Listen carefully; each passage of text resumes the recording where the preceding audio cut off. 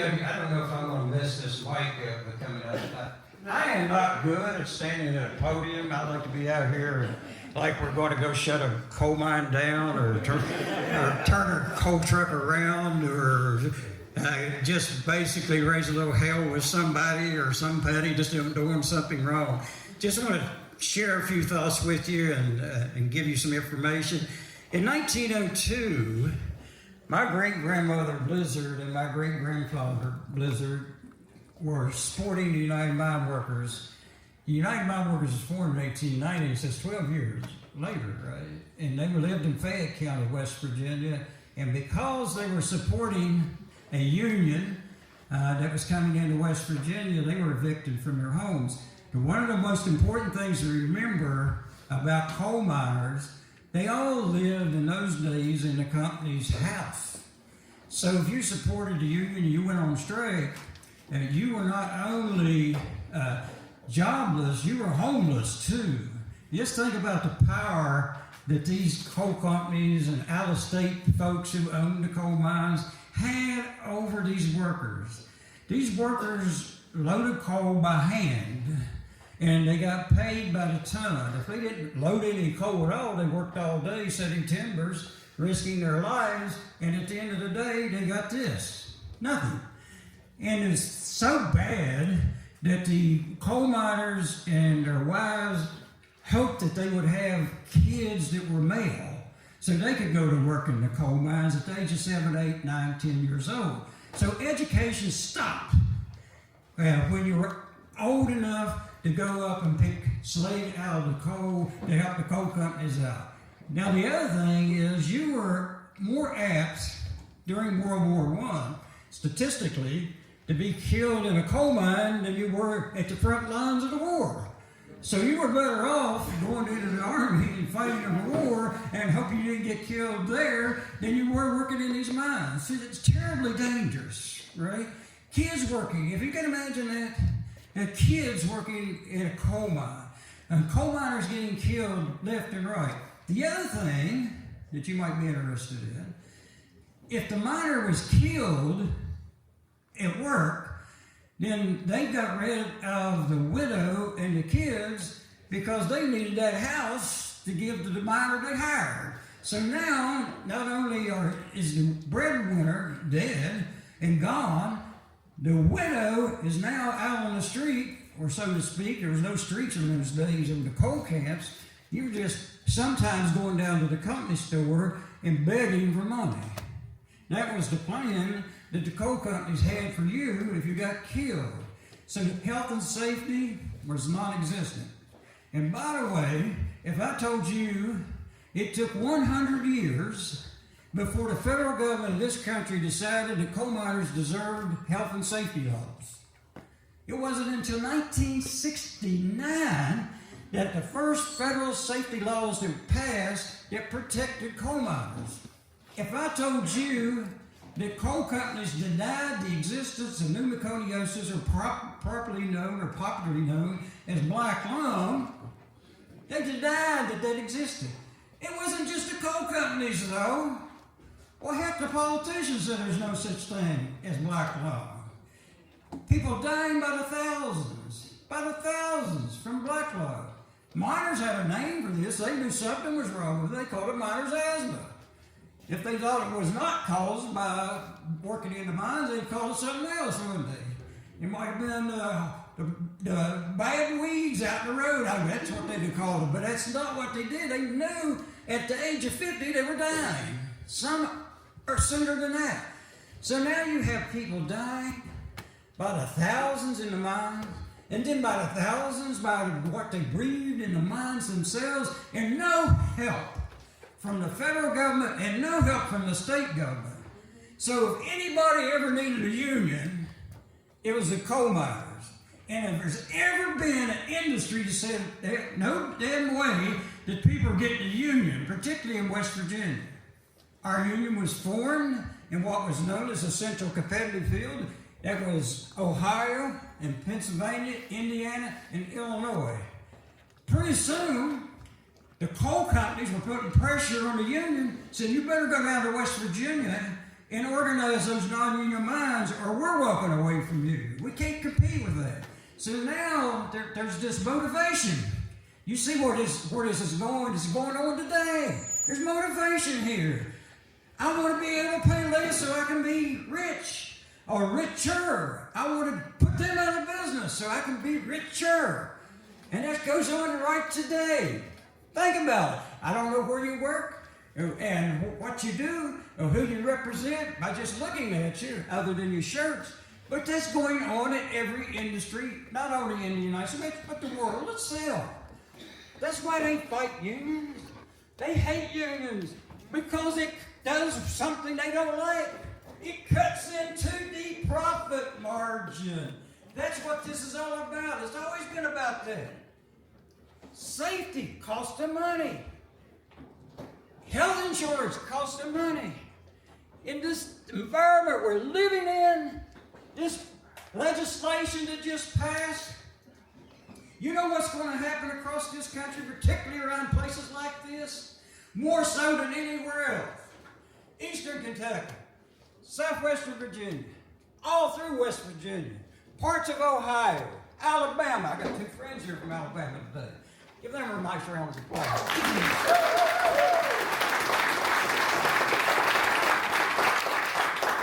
See, if you're applauding for somebody else, I'm not boring you too much, right? So now I just told you what happened in 1902. You know what I've tried to do ever since I've been a union member? I've been trying to get even for that eviction. For that eviction.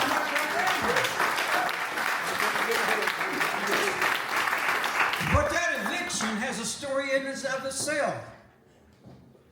Not only did they get evicted, in the middle of the day, as dinner was cooking on the stove, they took the food and threw it out in the yard. Baldwin Felts thugs. Don't forget that. Baldwin Felts thugs. Exactly what they were. Somebody else making money, keeping unions out. In those days, though, it was just knock the door down, throw you out, and as need be, shoot you between the eyes and forget about you. And nobody cared. Nobody did anything about it. So now you got my great-grandparents and their children trying to find a place to live, and they end up on Cabin Creek.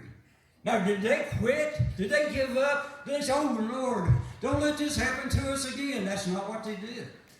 They went to Cabin Creek, and they started their own business, and 12 years later, 10 years later, actually, a strike broke out in Paint Creek, and the workers on Cabin Creek said, those folks striking on the end, just walk over the hill and down the hill and you're on Paint Creek. Same thing coming back the other way. Close by, thousands of miners, you may not believe this, but thousands of miners worked up those 2 hollers. Why? Because it was labor intensive. Loading coal with shovels, right? Not machinery. So thousands of people had a job. They weren't getting paid what they should have. They were getting killed, injured, sick. But they knew that something was wrong here. They were basically slaves. There's a story that's been handed down for many, many years. When their mules used to be the way they pulled the coal out of the mines and the tracks. And the boss would come up to the worker and he'd say, don't you put that mule under any bad top or it'll get hurt. And the miner would look at the boss and say, what about me? What about me? And I want you to think what the answer to that is. We can hire another man, but we've got to buy that mule. The machinery today versus the man, versus the employee. That's a story that was handed down and handed down and handed down until it's told today. That mule was the machinery. The man could be replaced. And man who dies, a family could be replaced.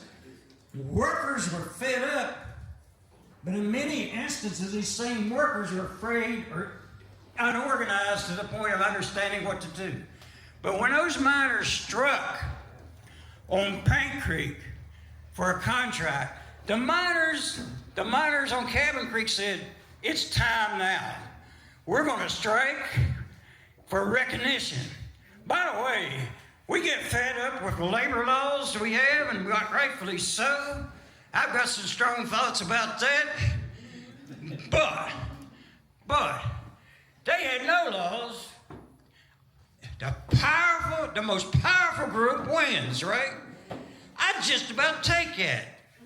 As opposed to the Supreme Court and the White House and the NLRB being against us, I'd just about take that. We got here and slug it out with you. See how much of it you can take. Don't run out to the White House and ask for help. Don't call the NLRB in or don't call the federal judges in on us. We'll just fight it out with you, see how you like it. That's exactly what happened. Now, do you think the coal company's going to sit still for this? Of course not. You think they weren't getting help from everybody else? The coal company down the road may not like the competition, but you know what they didn't like? The thought that the unions making gains here. We've got to stop them. So they got to bring in the ball and felt cards again. Same ones that victimized great-grandmother and great-grandfather, they called them in. They built bunkers and put machine guns in the bunkers. Can you imagine? Did you think you need a machine gun to mow down your workers that you just left? And then they were homeless again. They loaded up everybody on Paint Creek and Cabin Creek, put all their belongings on the train, and stopped the train when they got off their property and just kicked them off the train, kicked off their beds, they kicked off their clothing. Now, think about this. You think you've been in a bad strike? Now, there is no strike fund, right? A strike fund in those days, the union gave you a tent and tried to find some food for you. No guarantees either. Now they've got tents, they have no place to put them. Remember Mother Blizzard, my great-grandmother? She said, you can put those tents on my property. Those thugs come over here, they're going to be in trouble. So she's still fighting for the union. She's been evicted. She's been punished. Her husband's been blackballed. Can't find a job anywhere. But all the bad things that you ever learned about in the history books is happening right here on Cabin Creek and Paint Creek. But now, the strike's not going too well. They're hiring strike breakers from all over the country. They're lying to people about, oh, come to West Virginia. You make lots of money. Never told them the strike was going on until they got there. They saw it in their own eyes. And some of them said, I'm not being part of this. I'm going to come out and stand with these workers. Some didn't. But then, here comes Mother Jones. And you know this is going to get good, don't you? You know this is going to get good. And she said, I want to go up Cabin Creek and find these strikers and their tick collars and this woman named Mother Blizzard. Seems to me like she's like me. So she starts walking up the road, and the coal company thug said, you're walking on our road, Mother Jones. Get off of it. If you want to walk up to Estelle, which is about 10 miles up the holler, get in the creek. And she did. She called that Walking the Creek. I've read a couple of stories about Mother Jones, and one of them was titled Walking the Creek. So she walks 10 miles up that holler. She meets Mother Blizzard. She examines this situation, and she realizes something. What does she realize? This strike's not going right.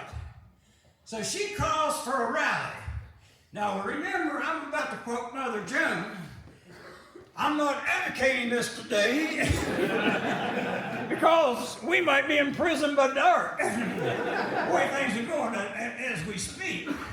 She calls for a rally, and supposedly 6,000 people come to that rally to mouth of Cabin Creek. Can you imagine that? 6,000 people and no PA system. Where's that? Is that PA system okay? She's standing up, this woman giving a speech to 6,000 people, and I often wondered, well, how did they all hear her? I know the answer to that. They didn't. But enough of them heard, about 500 probably heard it. This is what she said. Maybe not word for word, but close. You men should be ashamed of yourselves. Letting these scabs take your job. That's what she said. You ought to let the women run this strike, you bunch of cowards. Then she said, if you want to win this strike, go up Paint Creek, go up Cabin Creek, and arm yourselves. Hell yeah. And you kill every one of them son of a bitches you can find. You burn all their temples.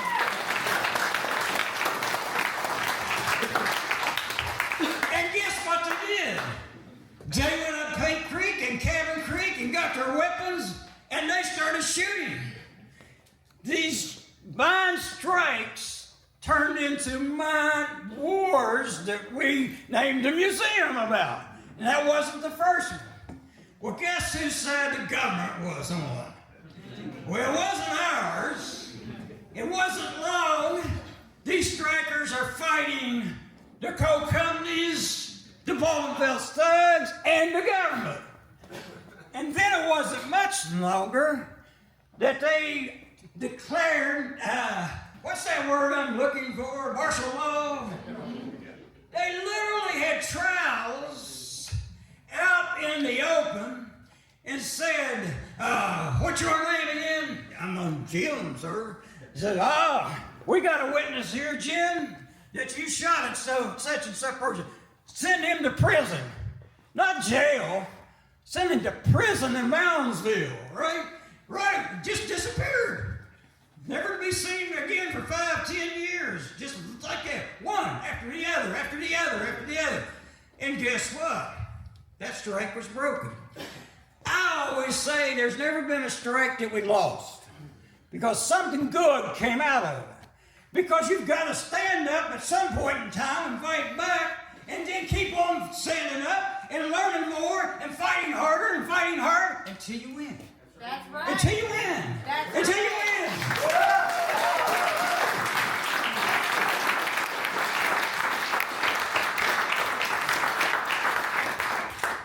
Right after Paint Creek and Cabin Creek, by the way, Mother Jones almost died. A lot of people don't know this. She was held in house confinement and she had pneumonia. The governor changed from Glasscock to a relative of the Hatfields. He was a doctor. When he went up to examine what was going on himself, he found Mother Jones dying. And he ordered her taken to the hospital, and that's all that saved her life, or she'd have died at the end of that strike. Now, what did she do when she got well? Strike in Ludlow, another coal miner strike. Where does she go? She gets on a train and rides to Trinidad, Colorado. And she gets arrested and locked up in Trinidad, Colorado. She never quit fighting. She got arrested over and over and over again. And I suggest to you, jail's not all that bad. Here's the thing about going to jail. I think I've been like 25, 27 times. True. The thing about jail, don't stay. Don't do something where you stay in jail. You can take a day or two, but just don't stay, because that's bad. That means you did something stupid. So please avoid that. So Mother Jones gets in jail and out of jail, and she's been labeled. By the way, she was labeled the most dangerous woman in West Virginia when she was in the here. United States. Well, she was working her way up. You can't be the most dangerous woman in the United States until you're the most dangerous woman in a state. That's my theory about that. Good point. So, what happens next? The Baldwin thugs from Bluefield, West Virginia, are hired by this coal company. Do you know who owned this coal company? John Rockefeller, that's right. He just happened to be the richest man in the United States, maybe the world. And he didn't care about it. If anything could be worse than West Virginia, it was worse in Colorado. The statistics of the number of workers killed in those mines was through the roof. The number of people getting sick, through the roof. Worse than West Virginia, and it was horrible. So now we've got these people on strike. By the way, this issue of immigrants. I hate to tell y'all this. All of you came from immigrants. That's right. All of you came from immigrants.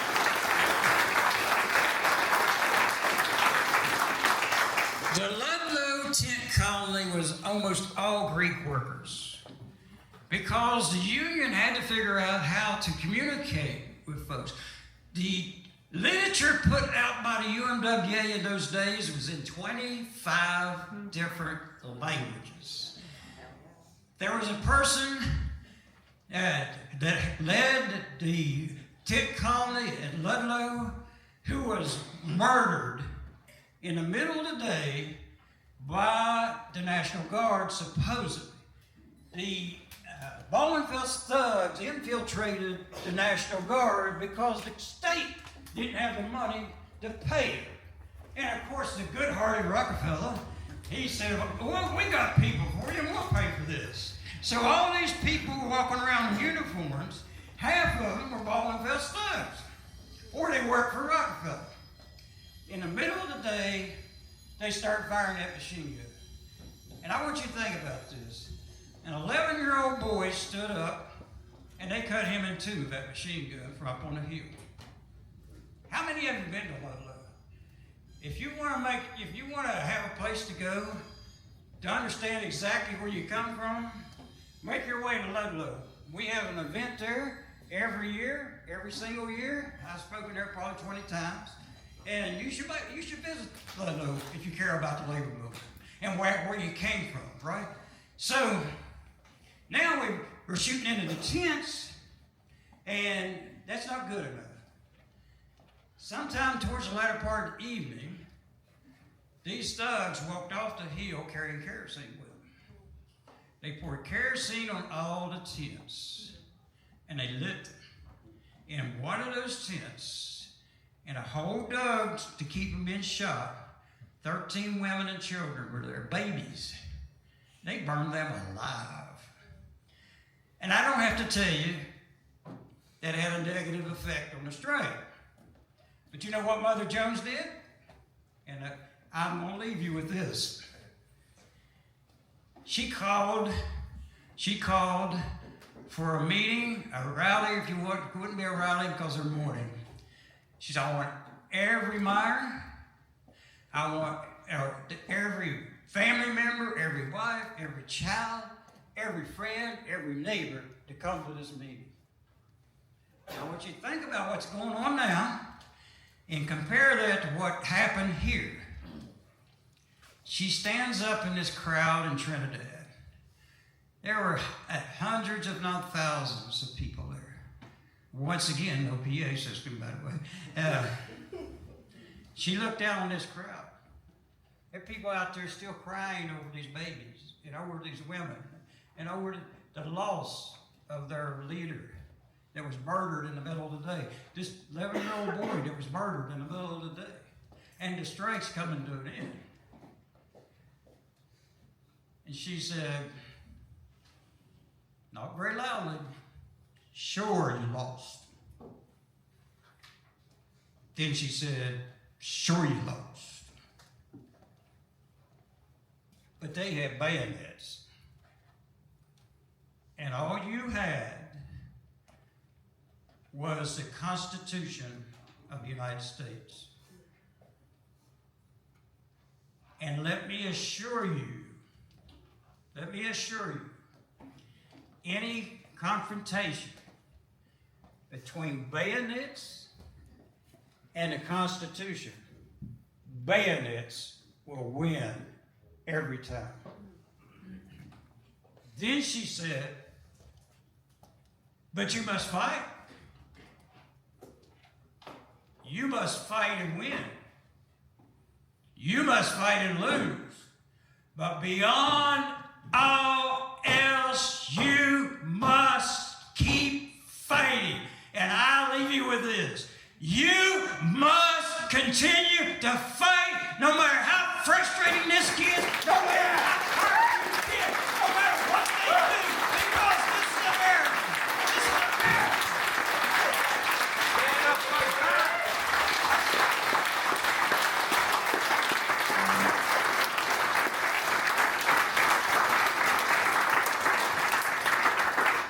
When John Rockefeller, I want you to think about this, when he was told, these people seem to be willing to die for what they believe, his response was, well, I'm willing to kill them for what I believe, and that's exactly where all this went.